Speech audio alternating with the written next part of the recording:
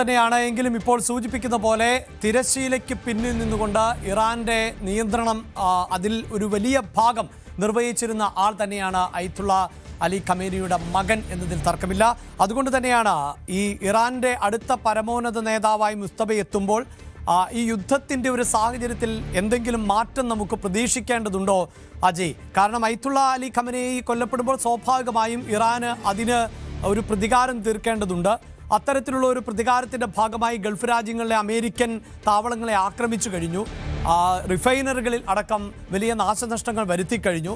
Hormuz കടലിടുക്കിലൂടെയുള്ള ഗതാഗതം തടസ്സപ്പെടുത്തി കഴിഞ്ഞു. എണ്ണയുടെ വില ഉയരുന്നതിലൂടെ ഗൾഫ് രാജ്യങ്ങളിൽ വലിയ സാമ്പത്തികമായ പ്രത്യാഘാതവും ഇതിനോടകം തന്നെ ഏൽപ്പിച്ചു കഴിഞ്ഞു. ഇങ്ങനെയുള്ള ഒരു മറുപടിക്കപ്പുറത്ത് ഇനി ഈ യുദ്ധം തുടരണമോ വേണ്ടയോ എന്നതിൽ പ്രധാന തീരുമാനമെടുക്കാൻ പോകുന്നത് മുസ്തഫയാണ്. എന്താണ് നമുക്ക് പ്രതീക്ഷിക്കേണ്ടത് അജയ്? മുജ്തബ ഖമേനിയുടെ ഒരു കാര്യം നോക്കുകയാണെങ്കിൽ അദ്ദേഹം ഇതിനു മുൻപേ തന്നെ ഖമേനിയുടെ ഓഫീസുമായി ബന്ധപ്പെട്ടിട്ടുള്ള പല നിർണായക തീരുമാനങ്ങളും നിയന്ത്രിച്ചിരുന്നു എന്ന് നമുക്ക് മനസ്സിലാക്കാൻ സാധിക്കും. അതുപോലെ തന്നെ IRGC ഉൾപ്പെടെ ഇദ്ദേഹത്തിന് നിർണായകമായിട്ടുള്ള സ്വാധീനമുണ്ടായിരുന്നു. ഇറാനിയൻ സേനയിലെ പല പ്രമുഖരും ഇദ്ദേഹത്തിൻ്റെ സുഹൃത്തുക്കളാണ്.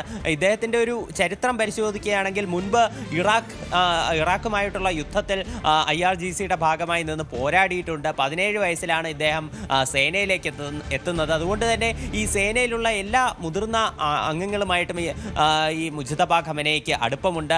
അതുകൊണ്ട് തന്നെ ഈ സേനയെ ഒന്നിച്ചുകൊണ്ട് ഈ യുദ്ധം കൂടുതൽ കടുപ്പിക്കുക, എല്ലാവരുടെയും അഭിപ്രായം, അതുപോലെ തന്നെ എല്ലാവരുടെയും ഒരു പ്രീതി നേടിയെടുക്കുക, ഇതെല്ലാം മുജ്തബയ്ക്ക് എളുപ്പമായിരുന്നു. ഇപ്പോൾ നമ്മൾ പരിശോധിക്കുകയാണെങ്കിൽ ഇറാനിലുള്ള എല്ലാ പ്രമുഖ നേതാക്കളും മുജ്തബ ഖമേനിക്ക് പിന്തുണ അർപ്പിച്ചുകൊണ്ട് രംഗത്തെത്തിയിട്ടുണ്ട്. IRGC പൂർണ്ണ പിന്തുണ അറിയിച്ചിട്ടുണ്ട്. ഇപ്പോൾ ഇറാന്റെ വിദേശകാര്യമന്ത്രിയായിട്ടുള്ള അബ്ബാസ് അരക്ചി, അതുപോലെ തന്നെ ഈ നാഷണൽ സെക്യൂരിറ്റി കൗൺസിൽ നേതാവായിട്ടുള്ള Ali Larijani, president Masoud Pezeshkian, എല്ലാവരും ഇദ്ദേഹത്തിന് മുജ്തബ ഖമേനിക്ക് പിന്തുണ അർപ്പിച്ചിട്ടുണ്ട്. അപ്പോൾ എല്ലാവരുമായി ഒരു സൗഹൃദ ബന്ധം ഈ അച്ഛൻ്റെ ഭരണകാലത്ത് തന്നെ മുജ്തബ ഖമേനി പിന്തുടർന്നു പോയിരുന്നു. അതുകൊണ്ടാണ് ഇപ്പോഴുള്ള ഈ ഭരണ കൈമാറ്റം അത് കൂടുതൽ എളുപ്പമായത്. ഈ മുജ്തബ ഖമേനി അധികാരത്തിൽ വന്നതിന് തൊട്ടു പിന്നാലെ ഇറാൻ അയൽ രാജ്യങ്ങളിലേക്ക് ആക്രമണം രൂക്ഷമാക്കിയ ഒരു പശ്ചാത്തലം കൂടിയുണ്ട്. ഇറാന്റെ സ്റ്റേറ്റ് ബ്രോഡ്കാസ്റ്റർ ആയിട്ടുള്ള IRIB അവരുടെ ടെലഗ്രാം ചാനലിൽ ഒരു പോസ്റ്റ് ഇട്ടിരുന്നു. അതായത് ഒരു ഇറാൻ അയച്ച മിസൈലുകളുടെ ചിത്രങ്ങൾ പങ്കുവെച്ചുകൊണ്ട് at your service Sayyid Mustafa എന്ന് പറയുന്നൊരു ക്യാപ്ഷൻ കൂടിയാണ് അവർ ഇട്ടത്. അതായത് മുജ്തബ ഖമേനിയുടെ നേതൃത്വത്തിൽ അടുത്ത ഘട്ട മുജ്തബ ഖമേനി അധികാരത്തിൽ വന്നതിന് ശേഷമുള്ള ആദ്യ മിസൈൽ ആക്രമണം എന്നാണ് അവരുടെ സ്റ്റേറ്റ് മീഡിയ തന്നെ ഇതിനെ വിശേഷിപ്പിച്ചത്. അതിനുശേഷമാണ് ഇപ്പോൾ നമുക്ക് പരിശോധിച്ചാൽ മനസ്സിലാകും സൗദി അറേബ്യയിലും അതുപോലെ തന്നെ ഖത്തറിലും പിന്നെ ഈ മറ്റെല്ലായിടത്തും UAE-യിലടക്കം ആക്രമണമുണ്ടായത്. ഇറാഖിന് നേരെ ആക്രമണമുണ്ടായത് എപ്പോഴാണ്? ഇറാഖിൽ കുർദിഷ് മേഖല കേന്ദ്രീകരിച്ച് പ്രവർത്തിക്കുന്ന ഇർബിസ് എന്ന് പറയുന്ന ഒരു വിമാനത്താവളത്തിന് നേരെയും ആക്രമണം ഉണ്ടായതായിട്ട് ഇപ്പോൾ ഏറ്റവും പുതുതായിട്ട് വിവരം വരുന്നുണ്ട്.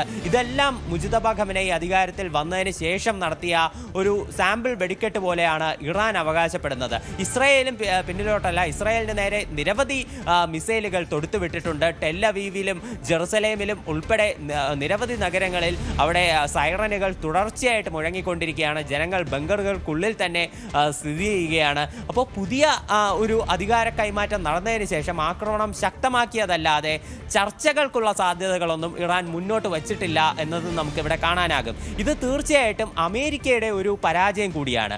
ഈ ഒരു യുദ്ധം ആരംഭിച്ചപ്പോൾ തന്നെ അമേരിക്കയും ഇസ്രായേലും പറഞ്ഞത് ഇറാനിൽ ഒരു നേതൃമാറ്റം കൊണ്ടുവരും, അവിടെ നിലവിൽ അധികാരത്തിലുള്ള ഭരണകൂടത്തിലുള്ള ആരെയും അവിടെ നേതാവായി വരാൻ അനുവദിക്കില്ല, US-ന് കൂടി താല്പര്യമുള്ള ഒരാളെ നേതാവാക്കുകയുള്ളൂ, അതുപോലെ ജനങ്ങൾ ഭരണം അട്ടിമറിക്കാനുള്ള ഒരു സാഹചര്യം അവിടെ കൊണ്ടുവരും എന്നെല്ലാം പറഞ്ഞുകൊണ്ട് ട്രംപും നെതന്യാഹുവും നിരന്തരമായി അവിടെ ജനങ്ങളോട് മുന്നിട്ട് വരണമെന്നും ജനങ്ങളോട് അധികാരം കയ്യിലെടുക്കണമെന്നും എല്ലാം പറഞ്ഞിരുന്നു.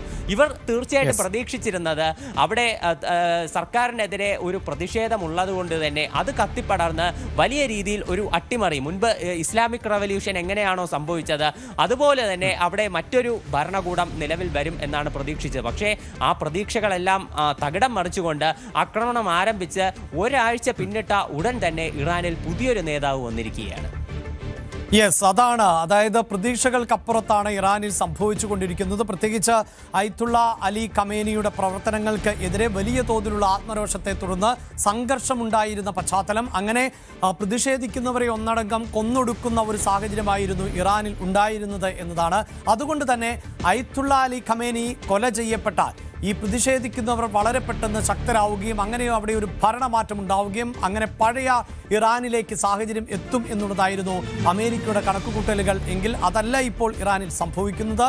മറിച്ച് ഇപ്പോൾ അയത്തുള്ള അലി ഖമേനിയുടെ പിന്തുടർച്ചാ അവകാശിയെ കൂടി തെരഞ്ഞെടുത്തിരിക്കുകയാണ്. പക്ഷേ അമേരിക്കയും ഇസ്രായേലും പറയുന്നത് ആരാണ് ഖമേനിയുടെ പിൻഗാമിയായി എത്തുന്നത് എങ്കിൽ പോലും അയാളുടെ ആയുസ് കുറവായിരിക്കും എന്നതാണ്. അതായത് യുദ്ധം അവസാനിപ്പിച്ചാൽ പോലും നിരീക്ഷണത്തിൽ ആയിരിക്കും. ഏത് നിമിഷം വേണമെങ്കിലും കൊല ചെയ്യപ്പെടാവുന്ന സാഹചര്യത്തിലൂടെ ആയിരിക്കും മുസ്തഫയുടെ ഇനിയുള്ള മുന്നോട്ടു പോക്ക് എന്നതാണ് വിവരം.